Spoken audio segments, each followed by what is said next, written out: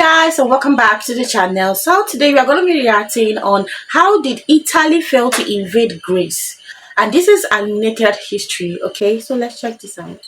In early October 1940, the chief of the Italian General Staff, Pietro Badoglio, was ordered by Mussolini to begin preparing for the invasion of Greece.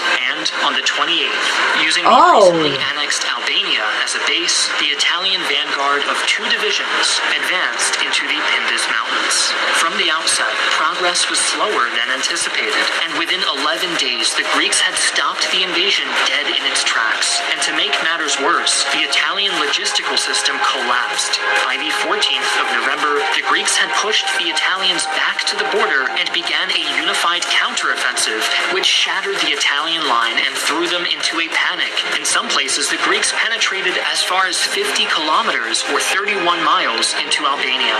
The counteroffensive only ended after the Greeks lost momentum, and a stalemate then ensued, which would only be broken in April by the Germans. This leads us to today's question.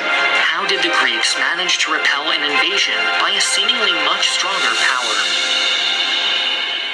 Before we begin, I'd like to thank our sponsor for today's video, Squarespace.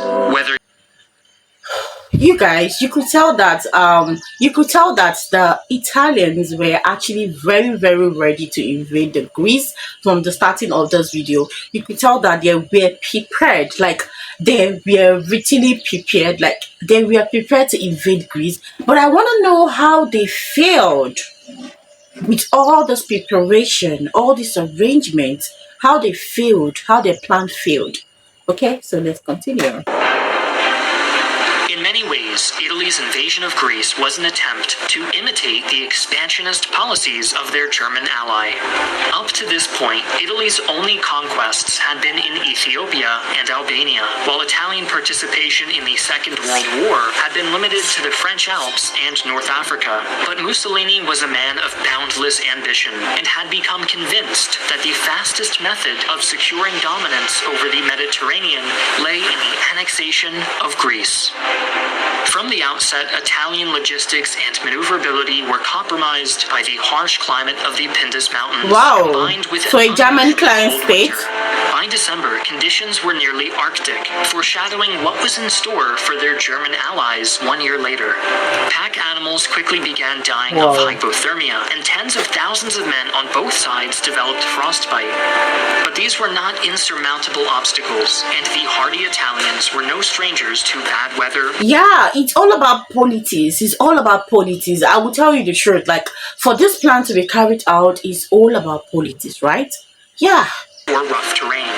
They also possessed a substantial number of tanks, modern infantry weapons, and a strong air corps. In contrast, the majority of Greek troops had to make do with a truly archaic arsenal, consisting mostly of equipment left over from the Great War. Furthermore, the Axis stranglehold over Europe cut them off from ships of ammunition or spare parts. In terms of air power, the only force the Greeks could muster consisted of a mere 79 planes.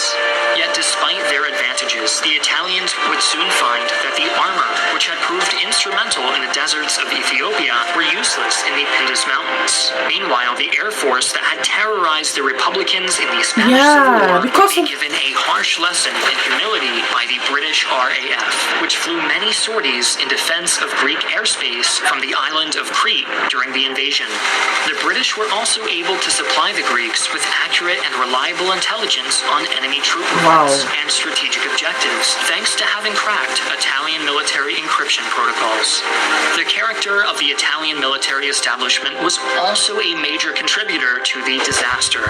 A culture of mistrust created bitter personal feuds in which generals were more concerned with humiliating each other than they were with defeating the enemy.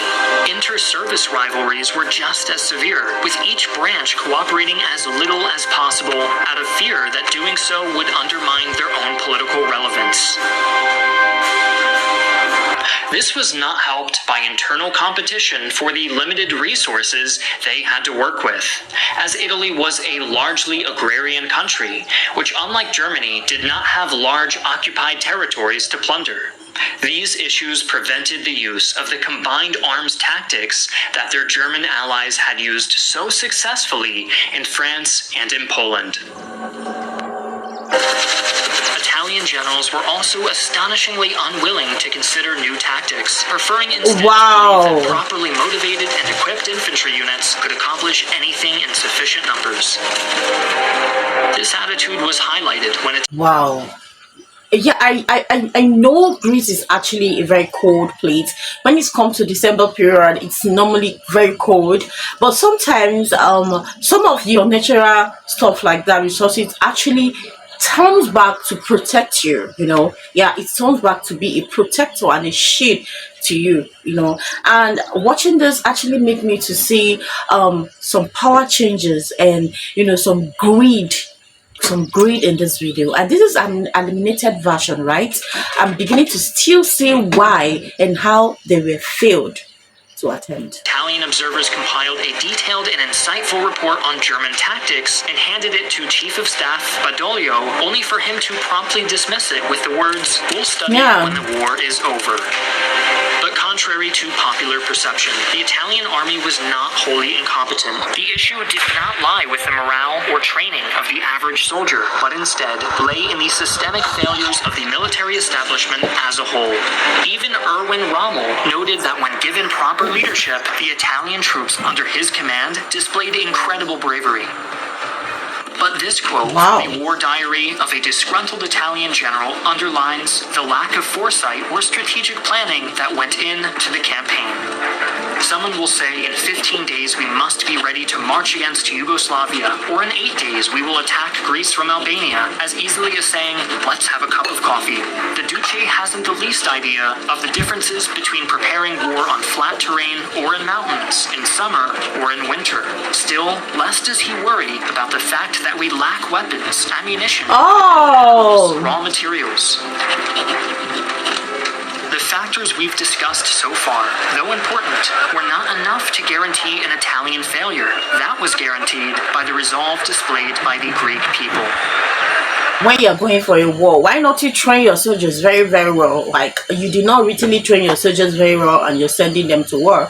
And I love the way the chief of army staff actually dismissed that, and tell them until the war is ended. You guys, Before the war, Greece was a nation suffering from many internal divisions. Prime Minister Ioannis Metexis had been a veteran of the Great War, who had taken to politics after becoming alarmed by the growing communist movement among the Greek peasantry.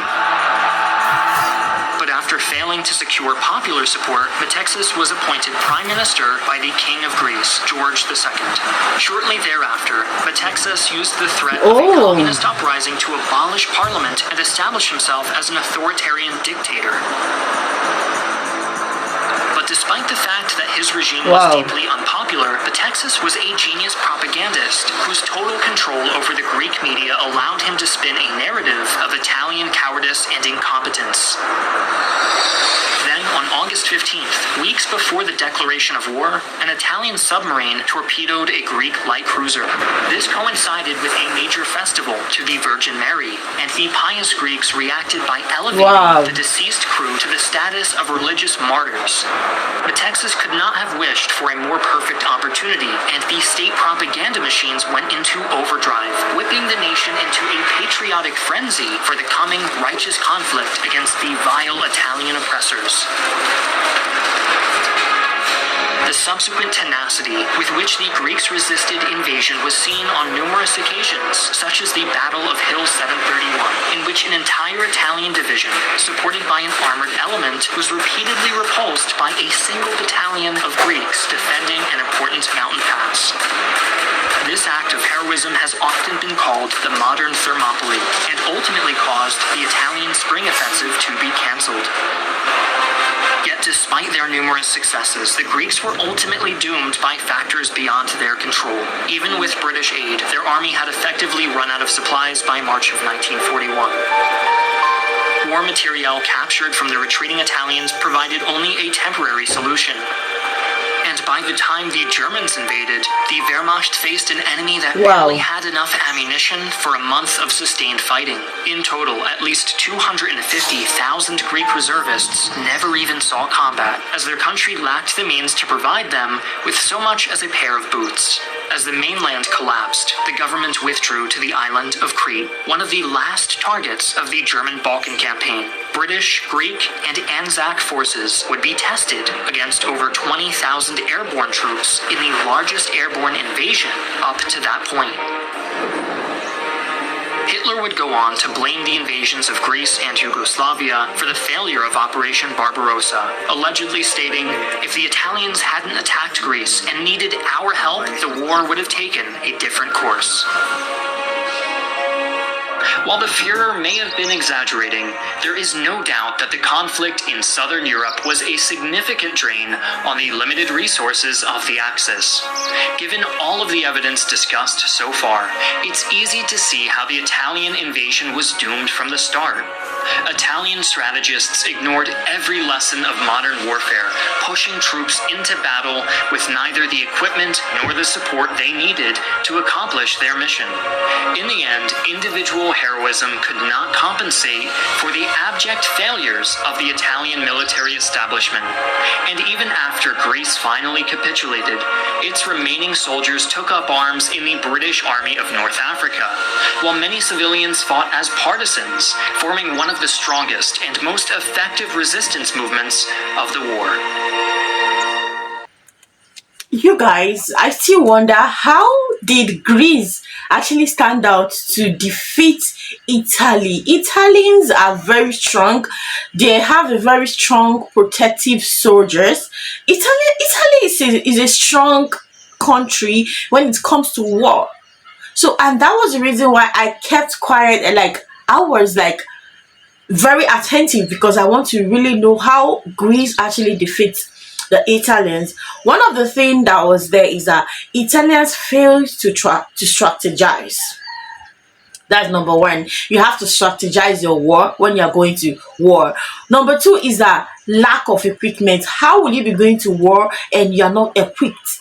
Like, you are not properly equipped. You have to have equipment if you call it a war and you want to win in this war. So Italy was not equipped. Now, number three, they failed to arrange for support. You know, I feel like they actually made arrangement for support, but it happened late. So they failed to make arrangements for support. Number three is overconfidence. Like, Italians was too confident, like, we are the strongest and we know we are definitely going to win the Greece. So they actually failed there because they all put in the shoulder like, we can do it alone, and they failed there.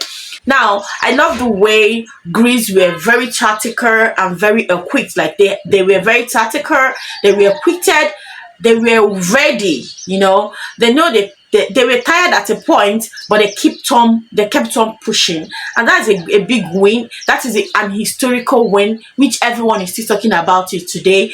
The invasion, the failed invasion of Italians in the Greece, like, they're still giving Greece the crown. You guys, Greece actually tried. I'll tell you the truth. Watching this actually make me feel like, wow. Anyway, what do you guys think about this video? Don't forget to like this video. Don't forget to subscribe if you have not. Okay, don't forget to send me a link of Italians history. I really want to check out the history of Italians, the different cultural diversity. I want to check it out. Okay, please send me any link of your choice you want me to react to. I will definitely try my best. Okay, thank you so much. I'll see you on my next one.